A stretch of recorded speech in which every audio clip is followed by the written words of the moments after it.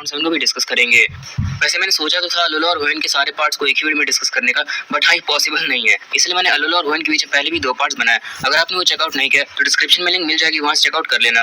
फिलहाल के लिए होएन लीड पे, जहाँ पर इसने starters and best of non legendary का राउंड जीत लिया था, जबकि यहाँ पे अलोला सिर्फ और सिर्फ नॉर्मल लेजेंडरी पोकेमॉन का ही राउंड जीता है। बट हाँ, ये मैच खत्म नहीं हुआ है, अभी आगे के राउंड बचे हुए हैं।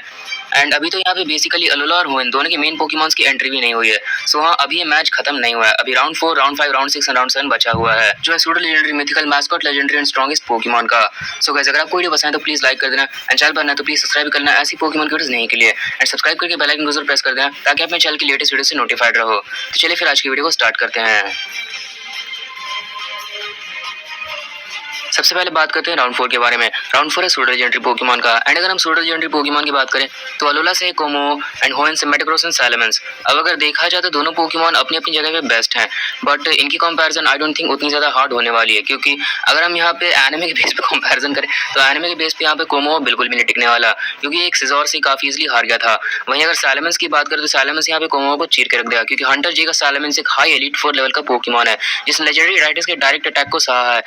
ये कोमो जैसे ऑलमोस्ट 5 पोकेमॉन को आराम से हैंडल कर लिया, क्योंकि हंटर जी का सैलामेंस सिंथाई गार्चम्प तक को बराबर की टक्कर दे सकता है। हाँ, हरा नहीं पाएगा, बट एक बहुत टफ फाइट दे सकता है। एंड अगर बात करें स्टीवन के मेगा मेटाग्रॉस की, तो ये तो ऑलमोस्ट यहाँ पे 10 कोमो को काफी आराम से संभाल लिया, क्योंकि स्टीवन का मेटाग्रॉस यहाँ पे अलान के चार्जार्ड का सुपर इफेक्टिव ब्लास्ट बर्न काफी इजीली सह चुका है, लेजेंडरी काइगर को उसकी प्राइमल फॉर्म में हैंडल कर चुका है, और लाइसेंडर की पूरी टीम को हरा चुका है। सो हाँ, एनिमे के बेस पे तो कंपैरिजन नहीं हो सकता, इसलिए हमें फुल पावर को ही लेना होगा। तो अगर फुल पावर की बात करें तो फुल पावर में यहाँ पे कोमो काफी ताकतवर है, क्योंकि फुल पावर में कोमो के पास बहुत ही हाई डिफेंसिव पावर जाती है अपनी 3 डिफेंसिव एबिलिटी से कारण, overcoat, bullet proof and sound proof. और तो और कोमो के पास एक जी मूव भी है, क्लैंजरस सोल ब्लेज। वहीं अगर हम बात करें होएन के सूडो लेजेंडरी पोकेमॉन्स की, तो सैलामेंस एक रैम्पेज में जा सकता है, एंड इसका रैम्पेज बहुत ज्यादा खतरनाक हो सकता है, क्योंकि सैलामेंस एक बार अगर रैम्पेज में चल गया तो वो अटैक करने से रुकेगा ही नहीं, ये लगातार अटैक्स करता रहेगा, इवन अगर वो एग्जॉस्ट भी हो जाए। और तो और इसकी क्रेसेंट विंग्स में इतनी ताकत है कि इसी क्रेसेंट विंग्स किसी भी चीज को बीच से काट के रख सकते हैं। एंड अगर बात रही मेटाग्रॉस की, तो मेटाग्रॉस एक हाईली इंटेलिजेंट पोकेमॉन है, आई मीन इतना ज्यादा इंटेलिजेंट कि इसका ब्रेन एक सुपर कंप्यूटर से भी ज्यादा तेज है, और ये इस इंटेलिजेंस का इस्तेमाल अपने ओपोनेंट्स को एनालाइज करने के लिए करता है, एंड अपनी फिजिकल स्ट्रेंथ के कारण ये काफी टफ बैटलर साबित हो जाता है। तो इतनी सारी बातों से ये क्लियर हो ही गया होगा कि डेफिनेटली यहाँ पे सूडो लेजेंडरी पोकेमॉन के मामले में फुल पावर में भी देखा जाए तो होएन ही ज्यादा ताकतवर है, एंड अगर ओवरऑल भी देखा जाए तो होएन ही ज्यादा ताकतवर रहेगा, क्योंकि होएन के पास 2 सूडो लेजेंडरी पोकेमॉन है, जबकि अलोला के पास बस 1। सो हाँ, सूडो लेजेंडरी का राउंड जीता है होएन ने। नाउ नेक्स्ट राउंड आता है मिथिकल पोकेमॉन्स का, एंड अगर मिथिकल पोकेमॉन्स की बात करें तो अलोला से मगेरना, मेलमेटल, मार्शेडो एंड ज़रोरा, एंड होएन से डिऑक्सिस एंड जिराची। अब इन सारी पोकेमॉन की फुल पावर तो बहुत ज्यादा है ही, बट इनकी एनिमे की परफॉर्मेंस भी काफी अच्छी रही है। अगर हम बात करें सबसे पहले होएन के पोकेमॉन की, तो डिऑक्सिस पूरी तरह से बैटल्स के लिए बना है, आई मीन इसके पास जितनी पावर है एक तरह से एक बैटलर के तौर पे है। अगर इसे कोई अटैक करना है तो अटैक फॉर्म में चेंज हो सकता है, डिफेंस करना है तो डिफेंस फॉर्म में, एंड अगर किसी अटैक को डॉज करना है तो स्पीड फॉर्म में। और तो और डिऑक्सिस अपने अनलिमिटेड क्लोन्स बना सकता है, और एनिमे के अंदर डिऑक्सिस रेकुइजा का फ्यूज उड़ा चुका है। वहीं बात करें अगर हम जिराची की, तो जिराची के पास इतनी ताकत है कि किसी भी विश को पूरा कर सकता है, आई मीन इससे जो भी विश मांगा जाए वो उसे पूरा कर देगा।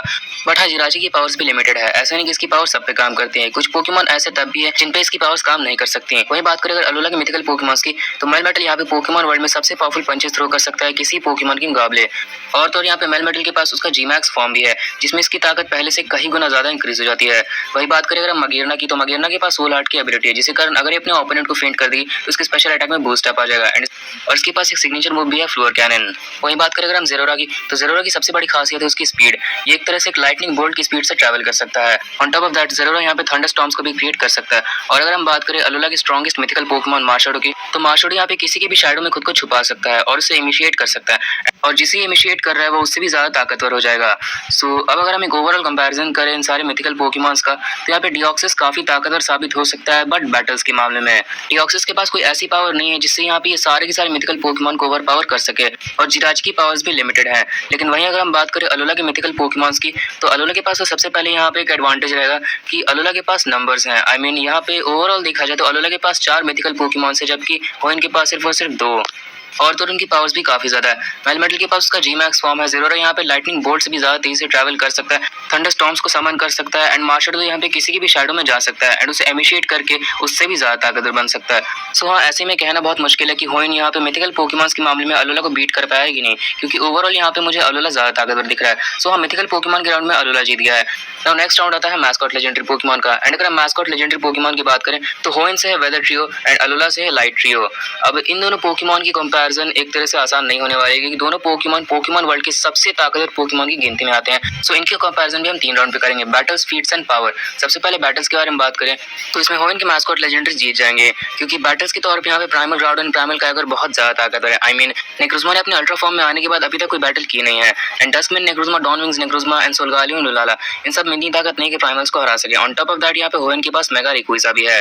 प्राइमल ग्राउडन, प्राइमल काइगर को हराना यहाँ पे डस्कमैन, नेक्रोज़मा, डॉनविंग्स नेक्रोज़मा एंड लुलाला एंड सोलगालियो इन सब की बस की बात नहीं है।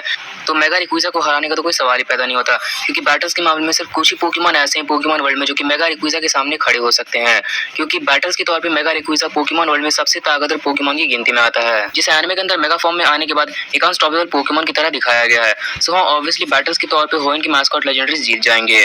लेकिन अगर हम बात करें फीट्स की तो फीट्स के मामले में मुझे कोई डाउट नहीं कि इसमें लाइट ट्रियो आगे रहेगी क्योंकि फीट्स की बात करें तो लाइट ट्रियो के पास अलग लेवल के फीट्स हैं एंड आई डोंट थिंक कि एनिमे के अंदर यहाँ पे प्राइमल ग्राउडन या फिर primal Kyogre and even mega Rayquaza के पास भी इतने बड़े फीट्स हैं जितने कि लाइट ट्रियो के पास हैं। जैसे कि यहाँ पर सोलगालियो उस पहाड़ को काफी इजीली बीच से चीर कर निकल चुका है बस एक अटैक में, जिसे ऐश और उसके सारे दोस्त मिलकर भी नहीं तोड़ पाए थे। और लुलाला यहाँ पे नेक्रोज़मा को काफी देर तक अकेले हैंडल कर चुका है एंड ये वही नेक्रोज़मा है जिसे सारे के सारे अल्ट्रा गार्डियंस को अकेले हराया था। एंड अगर इससे ही बात नहीं बनती है तो अल्ट्रा नेक्रोज़मा के पास तो अलग लेवल की फीट्स है जहाँ पर प्लैनेटरी लेवल की फीट्स में ये इवन आर्किस तक को पीछे छोड़ चुका है। अल्ट्रा नेक्रोज़मा एक पूरे मीटियोर को डिस्ट्रॉय कर चुका है बिना कोई अटैक परफॉर्म किए एंड बिना कोई काउंटर शील्ड यूज किए, और तो और एक पूरे वर्ल्ड को रिस्टोर कर चुका है विद इन सेकंड्स। तो हाँ, ऐसे में कहना बहुत मुश्किल है कि होएन के मैस्कॉट लेजेंडरीज फीट्स के मामले में अलोला के मैस्कॉट लेजेंडरीज को हरा पाएंगे क्योंकि ऑब्वियसली यहाँ पे अलोला के मैस्कॉट लेजेंडरीज के पास अलग लेवल के फीट्स हैं जिन्हें होएन के मैस्कॉट लेजेंडरीज मैच नहीं कर सकते। अब बात करते हैं पावर्स के मामले में एंड या पावर्स को मैंने स्टार्टिंग से ही सबसे ज्यादा प्रायोरिटी दी है। सो पावर्स के अकॉर्डिंग देखा जाए तो सबसे पहले हम वेदर ट्रियो के बारे में बात करते हैं। वेल, प्राइमल काइगर के पास इतनी ज्यादा ताकत है कि चाहे तो महासुनामी क्रिएट कर सकता है जो कि पोकेमॉन वर्ल्ड को ही कवर कर लेगी, और तो और इसका पानी पे पूरा कंट्रोल है। वहीं बात करें अगर हम प्राइमल ग्राउडन के बारे में तो ये पूरी पृथ्वी की सतह को तोड़ के रख सकता है एंड किसी भी वोल्केनो को कहीं पर भी इरप्ट करा सकता है क्योंकि इसका वोल्केनो से पूरा कंट्रोल है एंड प्राइमल ग्राउडन जहां पर भी कदम रखता है वहां पर इसके लावा के कारण जमीन बन जाती है। एंड अगर हम बात करें होएन के सबसे ताकतवर मैस्कॉट लेजेंडरी पोकेमॉन मेगा रेक्विज़ा की तो इसके पास वेदर का पूरा कंट्रोल है, अपने हिसाब से कोई सा ही वेदर ला सकता है, आग का तूफान, बर्फीला तूफान, कोई सा ही वेदर, और तो और इसके पास एटमॉस्फेयर का पूरा कंट्रोल है। ये चाहे तो ऑक्सीजन खत्म कर सकता है, फिर कार्बन डाइऑक्साइड बहुत ज्यादा बढ़ा सकता है, फिर अल्टीमेटली पूरे एटमॉस्फेयर को डिस्ट्रॉय कर सकता है जिसके बाद अर्थ को डिस्ट्रॉय होने में बिल्कुल भी टाइम नहीं लगेगा। वहीं बात करें अगर हम लाइट ट्रियो की पावर्स की तो लुलाला के पास इतनी ज्यादा ताकत है कि चाहे तो पूरे के पूरे मून को डिस्ट्रॉय कर सकता है एंड अगर एक बार मून डिस्ट्रॉय हो जाए तो अर्थ को भी डिस्ट्रॉय होने में बिल्कुल भी टाइम नहीं लगेगा। मून अगर डिस्ट्रॉय हो जाए तो कब रात हुई कब दिन हुई कुछ पता ही नहीं चलेगा। एक तरह से ह्यूमन वर्ल्ड में जो घड़ी जाएगी वो कुछ मतलब ही नहीं बनाएगी और नेचुरल डिजास्टर्स भी बहुत ज्यादा होंगे।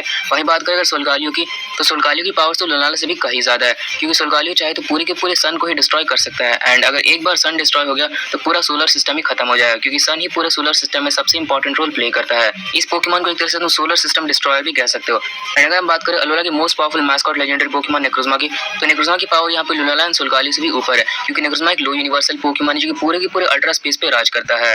ये अल्ट्रा वार्म हाउस को भी क्रिएट कर सकता है जिसके कारण ये एक यूनिवर्स से दूसरे यूनिवर्स तक में काफी इजीली ट्रैवल कर सकता है और इसके पास अनलिमिटेड लाइट अब्सॉर्बिंग पावर है। तो इन सारी बातों से तुम्हें क्लियर हो गया होगा नया चुपा चुप्स मैजिक क्यूब्स, 2 कलर चबाओ, तीसरा फुलाओ, सबको मैजिक दिखाओ।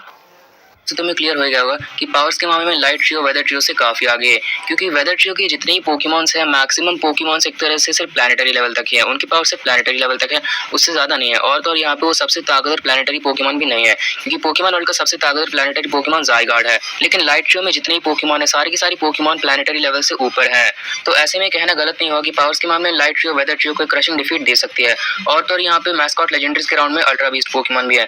अगर तुम्हें जानना है कि अल्ट्रा बीस्ट पोकेमॉन को मैं मैस्कॉट लेजेंडरीज के राउंड में क्यों इंक्लूड कर रहा हूँ क्योंकि मैस्कॉट लेजेंडरी पोकेमॉन्स नहीं है तो मेरी ये वाली वीडियो जाकर चेकआउट कर सकते हो। इस वीडियो में मैंने काफी अच्छे से एक्सप्लेन किया कि मैं अल्ट्रा बीस्ट पोकेमॉन को मैस्कॉट लेजेंडरीज के राउंड में क्यों इंक्लूड कर रहा हूँ। सो हाँ, ऑब्वियसली देखा जाए तो पावर के राउंड में डेफिनेटली लाइट ट्रियो जीत जाएगी। सो हाँ, मैस्कॉट लेजेंडरी पोकेमॉन का राउंड जीता है अलोला ने। And now